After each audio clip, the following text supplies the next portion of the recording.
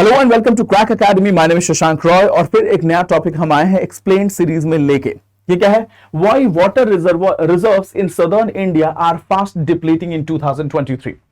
अक्टूबर में अगर देखा जाए तो सदर्न पेनिनसुला इंडिया में सिक्स्थ ड्राइएस्ट 123 साल में छठवां ऐसा साल रहा है जहां पे सबसे कम बारिश हुई है। क्या इसके पीछे एल नीनो का हाथ है?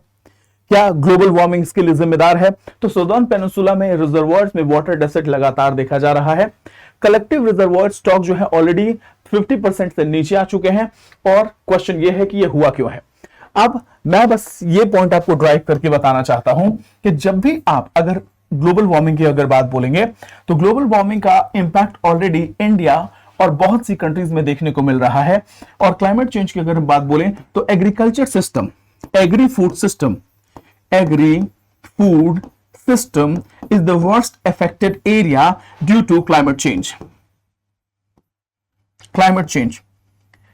Now, दिल्ली और ऑल ओवर इंडिया की अगर बात बोले तो पिछले 101 सालों में सबसे वार्मेस्ट नवंबर देखने को मिल रहा है। और एल नीनो के चलते, because of El Nino, there is 18% of rainfall deficit in southern state. तो आज केरला और कर्नाटका में जो रिजर्वोयर में वाटर कम होता हुआ दिख रहा है उसके पीछे क्या है? Rainfall deficit. और कहीं ना कहीं माना जा रहा है it is happening because of El Nino. और एल नीनो का इंपैक्ट जो है अगले अप्रैल 2024 तक जो है वो ऐसे ही बना रहेगा। अप्रैल 2024 तक एल नीनो का इंपैक्ट ऐसे ही बना रहेगा। So this is the point that I want to drive home. ठीक है, आगे water scarcity in southern states जो है क्या है? रिजर्वोयर का स्टॉक जो है लगातार डिप्लीट होता चला जा रहा है क्योंकि रेनफॉल डेफिसिट है और क्रिटिकली लो 50% टोटल रिजर्वोयर में जो वाटर है वो 50% से भी नीचे आ चुके हैं। सेंट्रल वाटर कमीशन के हिसाब से माना जाए तो 42 रिजर्वोयर्स को मिला के कलेक्टिव कैपेसिटी 53 BCM है, यानी इतना क्वांटिटी का वाटर इसमें आप रख सकते हैं, डिपॉजिट कर सकते हैं। लेकिन अभी सिर्फ 50% से भी नीचे वाटर रिजर्वोयर्स में अवेलेबल है। अगर रिजर्वोयर्स में वाटर कम है तो इसका मतलब यह है कि आपके पास इरिगेशन के लिए पानी कम है। और अगर इरिगेशन के लिए पानी कम है तो क्या होगा? या तो आप जमीन से अंडरग्राउंड वाटर का यूज करेंगे जिसके लिए आपको इलेक्ट्रिसिटी का यूज करना है और आपका कॉस्ट ऑफ एग्रीकल्चर बढ़ जाएगा। रिसेंट डिक्लाइन की अगर बात बोलें तो पास्ट 2 मंथ्स में वाटर रिजर्वोयर्स में पानी का स्तर लगातार कम हो रहा है क्योंकि रेनफॉल डेफिसिट 18% है। और केरला और कर्नाटका दोनों ही स्टेट में, केरला, कर्नाटका, आंध्रा, इन तीनों स्टेट में रेनफॉल डेफिसिट है।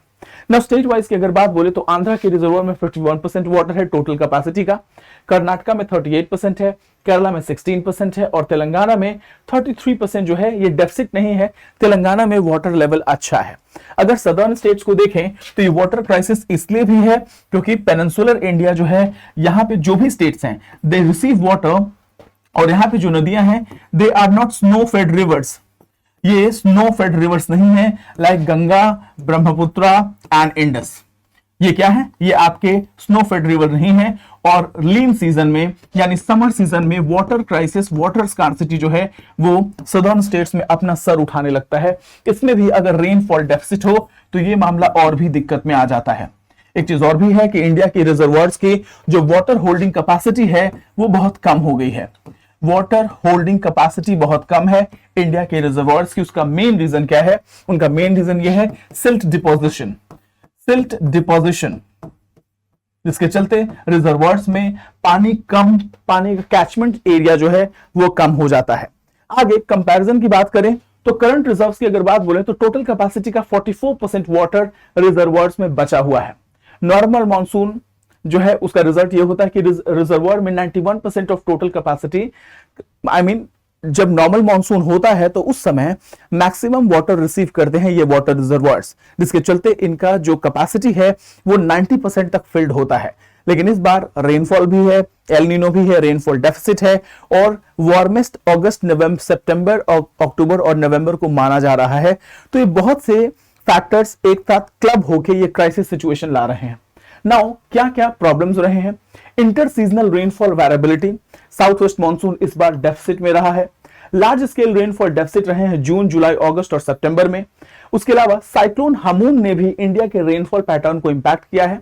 अक्टूबर को 6th ड्राइएस्ट ईयर और नवंबर को वार्मेस्ट ईयर माना जा रहा है।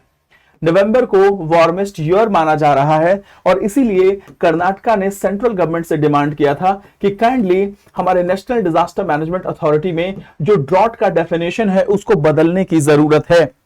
रेनफॉल डिफिशियंसी आंध्र प्रदेश में 90% है, यानम में, रायलसीमा में 90% डेफिसिट है, तमिलनाडु, कराईकल, पुडुचेरी में 43% और केरला में 1% रेनफॉल डेफिसिट है अक्टूबर 2023 में। एरियाज ऑफ कंसर्न क्या है? सबसे बड़ी बात क्या है? इरिगेटेड फार्मिंग पे बहुत बड़ा इंपैक्ट पड़ने वाला है। उसके अलावा ड्रिंकिंग वाटर रिसोर्सेज पे भी इंपैक्ट पड़ने वाला है। कर्नाटका में ऑलरेडी ड्रॉट डिक्लेयर कर दिया गया है अलग अलग तालुकाज में और हो सकता है कि अलग अलग स्टेट्स इसको फॉलो करें और सेंट्रल गवर्नमेंट से अपील किया है कर्नाटका ने। पोटेंशियल एग्री क्राइसिस हो सकता है क्योंकि न्यूली स्वॉर्न इन स्टेट गवर्नमेंट जो है उनके सामने सबसे बड़ा चैलेंज होगा कि वाटर शॉर्टेज को कैसे मैनेज किया जाए। सो इन शॉर्ट अगर देखें तो global boiling is here and we have to be prepared for this water crisis. और ये वाटर क्राइसिस सदर्न स्टेट्स में बहुत ज्यादा होने वाला है क्योंकि सदर्न स्टेट्स में स्नो फेड रिवर्स नहीं है। ठीक है, तो इसी चीज को मैंने बताने के लिए टॉपिक कवर किया है और आगे देखते हैं। तो water crisis is going to be a biggest challenge specially in southern state.